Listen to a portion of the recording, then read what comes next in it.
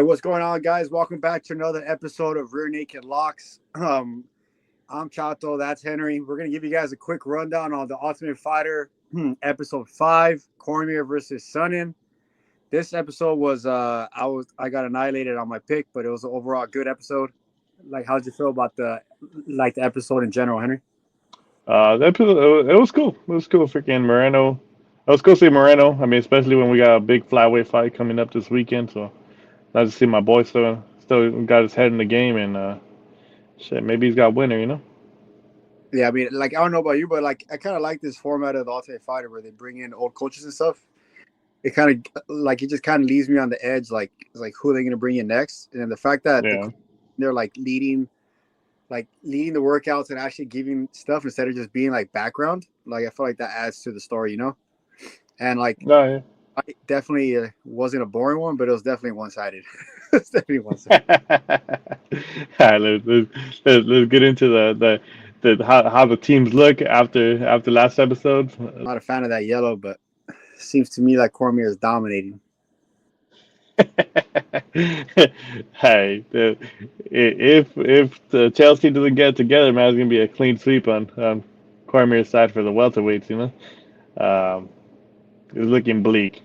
Yeah, I just don't like Cormier. I mean, I'm not a fan of Cormier, but I respect what he did in his divisions. But yeah, he's just like adding stuff like, yeah, he's gonna walk through him, yell at him, stare at him. He's just like giving his little feedback to him. I was like, dude, I was like, the blue team needs to step it up, bro. But like all of Cormier's fighters have been like literally just dominating. And today's fight was no different, bro. No different. Yeah, straight up. I mean, it's all about the mental game on the Cormier side. Hey, you could tell even though Chael and DC are homies, you can tell all the comments bother him. Yeah, Chael's like not as vocal. I thought he was more like he was in the UFC, like hot on the mic, but dude is like quiet. I don't know if they're cutting off his like language or like his slander or something or his jokes, but it seems to me like Cormier is the only one talking smack. So like, I thought it would be like a little bit more back and forth, but maybe he cranks it up once he realizes that like he needs to do something to like change the morale on his team because it's not looking good. Yeah, straight up. I mean, it comes up to the fight at the end of the day. In this fight, we had what was it, Merbeck? Beck? I forgot. It was Furkatbek? I don't remember how to pronounce that dude's name. He came out like a train. Like, honestly, I was like, oh shit. He was putting the pressure on Alibi. Um, and then he fucking folded like a lawn chair after fucking 2 minutes. I was in shock. This dude fucking mentally crumbled. Honestly, Herzog did him a favor not stopping the fight because I think he could have easily justified a stoppage in this one. Yeah, I was watching the fight and I was like, oh damn, like he might, he might get him out of there early. Yeah, it's like your guy, he fucking weathered the storm. He literally found his weakness, took him down. Dude, the guy had no answer for it. I don't Yeah, like. I would say he threw like a million behind the bet, like put behind the headshots, but like we're gonna let it slide because I don't think my guy would have got out of it. Like regardless, I don't think he got up one time, and like even if he did, he got straight back down. I agree with you. He could have finished. He could have gotten finished in the first round. That -1 really didn't save him because it was clear as day. Like there's nobody gonna dispute that fight. It was 2 rounds to 0. I mean, it could have arguably been a 10-8 in the first round because, dude, it was seconds away from getting finished. Seconds. yeah. I mean, honestly, I was not impressed with either one of these guys. I think they both look like shit. Um, for having the experience that they have, what they had coming into this fight, I think they're both garbage. This seems like a previous season's Ultimate Fighter kind of guys. These guys are just roster fillers. I think they both. Even if the other guy would have won, I think he would have got dominated in the UFC. I'm not impressed. Alibi was getting fucking worked on the feet. Prior to that, he was getting bullied. Um, if it wasn't for Chael's guy gassing, he probably would have found Alibi's chin eventually. I'm not impressed. Yeah. This is probably the worst two guys I've seen in the season. Yeah. You could tell, like, the records are probably, like, added, but I can see where the UFC was trying to diversify the portfolio, and like there probably wasn't a lot of guys to choose from. But like I said last time, like Alibi might have won, but all those belts he was repping last time, like I wasn't I wasn't impressed then. I'm not impressed now, but I mean, who knows? Like maybe he just had a bad night. He still looked good, but I think he only looked good because the other guy gassed, in my opinion. Yeah, I mean, honestly, I think another fighter in the season would have probably got him out of there. Like, I don't know, man. Maybe I was being harsh just because he didn't get the finish, but dude, that it was a weak fight. I don't think either one of these guys are ready. I expected a lot more from both of them because they're both finishers. Yeah, I mean, next week's fight should be a lot better than this one.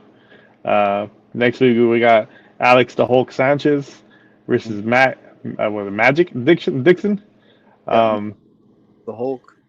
yeah, I mean Dixon, he's already had experience on the Contender Series. I mean, he did get finished by Ryan Cosey, Got Chris. but I mean, yeah, he got crucifix, but he's bounced back. I mean, he's won five in a row.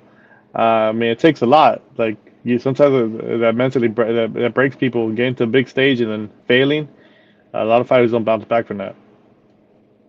Yeah, definitely. I mean, I don't know if we said our picks already, but I got Dixon in this one. I was looking at the research on Sanchez, and I just don't think he has the same level of competition that Dixon has fought. And just like Henry said, like he's already been under the bright lights of the UFC. Like he didn't do as well, but the fact that he was able to like go back and win a couple of fights and then get another opportunity to be in the UFC, like I'm gonna give him the benefit of the doubt. I feel like he's gonna show out. Like I was watching some of the highlights. Dude has hands, bro. He's heavy handed, super heavy handed. So I feel like he could get Sanchez out of there. I just feel like he has like more passive victory because his ground game isn't that bad either. Yeah, I mean, I agree. I have Dixon here too.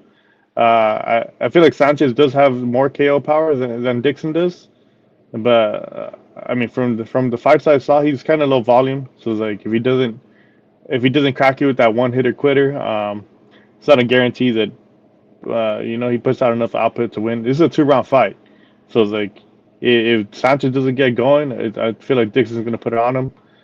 He can mix in the takedowns if he wants to, but I think as long as he pumps out the jab, keeps the volume up, I think he could win this on the feet.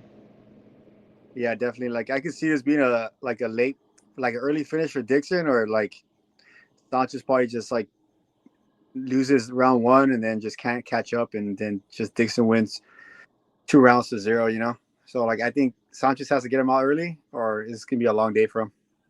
But yeah, I mean, honestly, I was kind of surprised that Cormier chose this matchup for Sanchez, just because I mean, I feel like it's kind of a bad one for him. If he doesn't knock him out, he's gonna lose a decision, or maybe he gets finished late.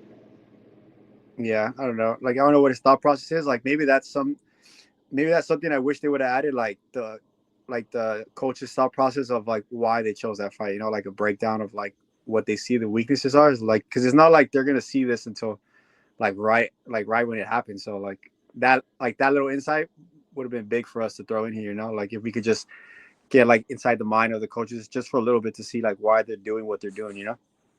Yeah, I mean, it'd be sick if they had like a post episode like podcast with the coaches. But I mean, who knows? Maybe when we get that new TV deal, we get more content and a lot more insight into the fights and the episodes. Yeah, I mean, they said it was gonna be more contender series. Hopefully, it's more like Ultimate Fighter or like longer Ultimate Fighter. So they're gonna be shooting out shit just to meet the demand. So like, it looks like it's gonna be good. More things to react. So make sure you guys follow. So on the screen right here, we have our our upcoming schedule. Pretty much every week is how it is. On Tuesdays, we give you guys the bets and the breakdowns for the upcoming fights. We watch every fight on Saturday. We're gonna give you guys our breakdown and our picks for you guys to cash on Tuesdays. On Wednesday, we watch and dissect the Ultimate Fighter, and then after we talk about it, and then we give our opinion and our picks for the next fight. And then on Sundays, we give you guys an event recap, and then we talk about all the money that we got you on Saturday. You know.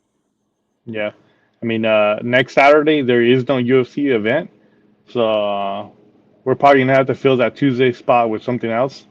Maybe we could do like fights to make for the winners for this pay per view, or some kind of a video like that. But stay tuned, guys. I mean, we'll figure out the content for next week. We do have the Ultimate Fighter, so we'll have that for sure, and then we'll see what we pump out on that Tuesday and the Sunday. Yep, for sure. Sounds like a plan. All right, guys. If you guys like this episode, make sure to like and subscribe. Comment down below if you guys are feeling the Ultimate Fighter, and if you're feeling our breakdowns on the Ultimate Fighter. Don't forget our schedules on the screen. Make sure to follow us on Twitter, TikTok at Rear Naked Locks MMA. Follow us on our main channel, but also on our Rear Naked Locks clips. We're gonna give you guys all the update information, the best parlays possible, and the easiest channel to follow to make cash, guys. So make sure to hit that subscribe button, all right? Rear Naked Locks out.